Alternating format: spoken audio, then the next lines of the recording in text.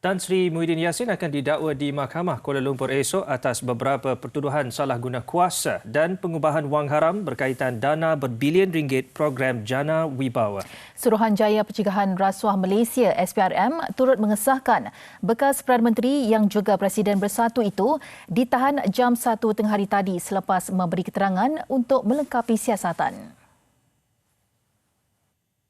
Jam 10.52 pagi, perkarangan kediaman Tan Sri Muhyiddin di Bukit Damansara, Ibu Negara, lengang apabila beliau keluar untuk ke Ibu Pejabat SPRM di Putrajaya. Namun keadaan berubah sejurus beliau tiba di Ibu Pejabat SPRM pada jam 11.15 pagi. Bekas Perdana Menteri itu dikerumuni penyokongnya, khususnya ahli dan pemimpin kanan Bersatu dan Perikatan Nasional PN. Antara mereka 29 ahli Parlimen Bersatu termasuk Ketua Pembangkang Datuk Seri Hamzah Zainuddin. Kesemua mereka memilih untuk tidak menghadiri sidang Dewan Rakyat hari ini. Mereka mengiringi Tan Sri Muhyiddin yang juga pengerusi PN berjalan sejauh 20 meter menuju ke pintu masuk utama SPRM. Keadaan kecoh seketika apabila wakil media berasak sesama sendiri.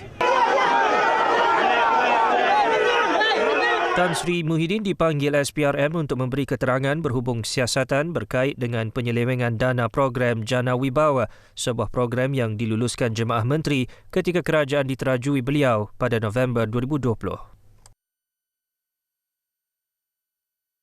Dalam kenyataan petang tadi, SPRM mengesahkan penahanan Tan Sri Muhyiddin selepas beliau hadir untuk memberi keterangan. Menurut Badan Anti Rasuah itu, soal siasat pengerusi PN itu dibuat untuk melengkapkan proses siasatan akhir berhubung projek Jana Wibawa dan isu berkaitan. SPRM turut memaklumkan mendapat izin Pejabat Peguam Negara untuk mendakwa ahli Parlimen Paguh itu di Mahkamah Kuala Lumpur esok.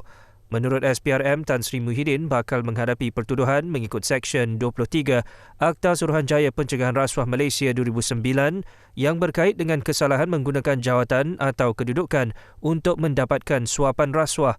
Beliau juga menghadapi pertuduhan di bawah Seksyen 4-1B Akta Pencegahan Pengubahan Wang Haram, Pencegahan Pembiayaan Keganasan dan Hasil daripada Aktiviti Haram 2001.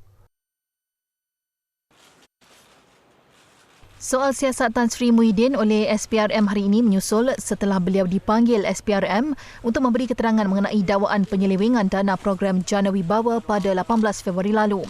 Ketika itu, bekas Perdana Menteri itu berkata beliau memberi keterangan sebagai saksi bukannya suspek. Bagaimanapun, keesokan hari SPRM mengesahkan Tan Sri Muhyiddin disoal sebagai suspek. Ketika membentangkan belanjawan 2023 pada 24 Februari lalu, Datuk Seri Anwar Ibrahim mengumumkan pembatalan program Jana Wibawa berjumlah 7 bilion ringgit yang dibuat secara rundingan terus sebelum ini. Ketika ini, bekas Ketua Penerangan Bersatu Datuk Wan Saiful Wan Jan dan Timbalan Ketua Bersatu Segambut Adam Radlan Muhammad berdepan pertuduhan meminta dan menerima rasuah melibatkan projek Jana Wibawa.